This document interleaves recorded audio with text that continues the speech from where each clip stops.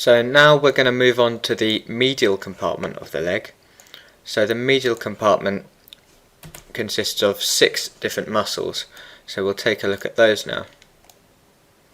So I'll just get rid of the sartorius and we can look at the medial compartment muscles. So these muscles originate in this area of the pelvis. So sort of the body of the pubis, the ischiopubic ramus, this sort of area is where the muscles of the medial compartment originate. And these muscles are mainly innervated by the obturator nerve. So there's 2 muscles that are innervated by separate nerves. You've got the Pectineus muscle, which is this muscle here, and that's innervated by the femoral nerve. And you've got the hamstring part of the Adductor Longus muscle, which is innervated by the sciatic nerve, so by the tibial branch of the sciatic nerve. But apart from that, they're all innervated by the obturator nerve. So these muscles, these group of muscles, mainly adduct the femur at the hip joint. So the first muscle I'll talk about is this muscle, which is most medial, and it runs vertically down the medial aspect of the thigh. So this muscle is called the gracilis muscle.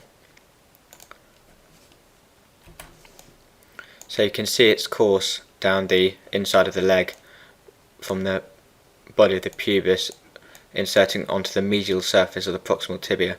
So it inserts just behind the insertion point of the sartorius. So this muscle adducts the thigh and it flexes the knee. So next we've got the pectineus muscle. So you can see this muscle here is a sort of rectangular in shape, and it's innervated by the femoral nerve rather than the obturator nerve. So I've just isolated it here, and you can see it originating here on the pectineal line and inserting onto the femur. So what this muscle does, it adducts and flexes the thigh at the hip joint. So that's the pectineus muscle. And then we've got a group of muscles called the adductor muscle. So you've got the adductor longus, the adductor brevis, and the adductor magnus. This is the most superficial of the adductor muscles, and this is called the adductor longus.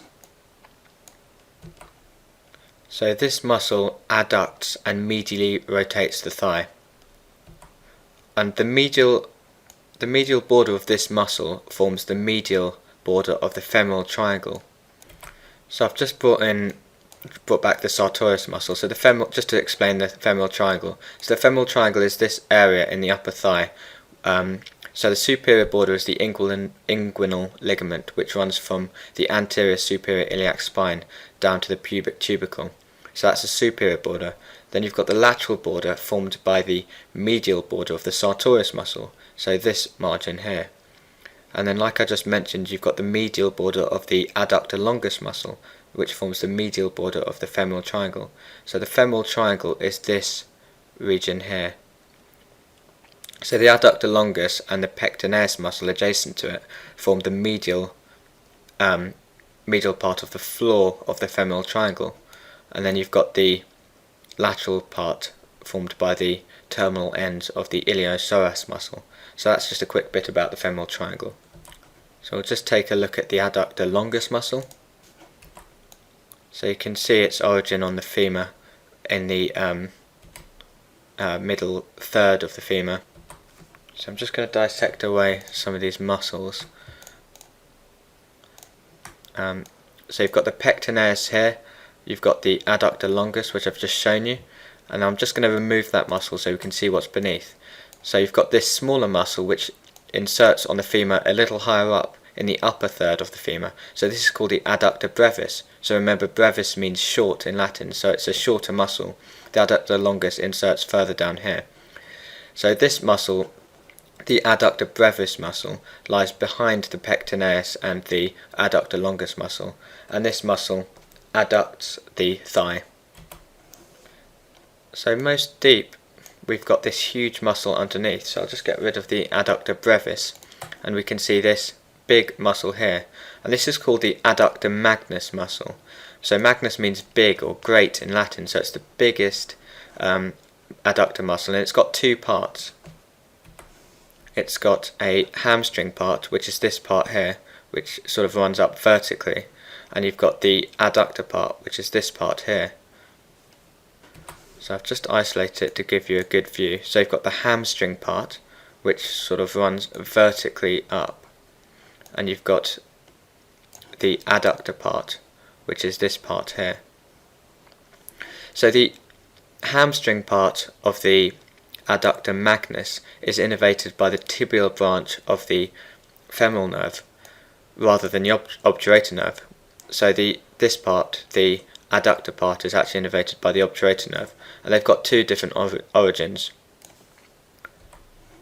So the hamstring part essentially descends vertically and it originates on the ischial tuberosity, whereas the adductor part originates on the ischiopubic ramus. So this muscle adducts and medially rotates the thigh. So finally we've got the Obturator externus muscle. So you can see this muscle here.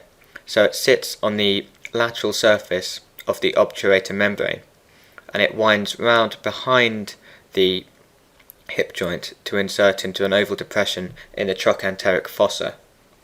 So just isolate it again here. You can see it sitting on the obturator membrane over the obturator foramen, and it winds round behind the hip joint and it inserts into this little depression here, the trochanteric fossa.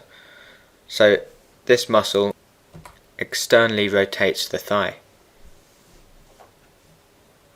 So if you remember the obturator internus muscle, it sits on the medial surface of the obturator membrane.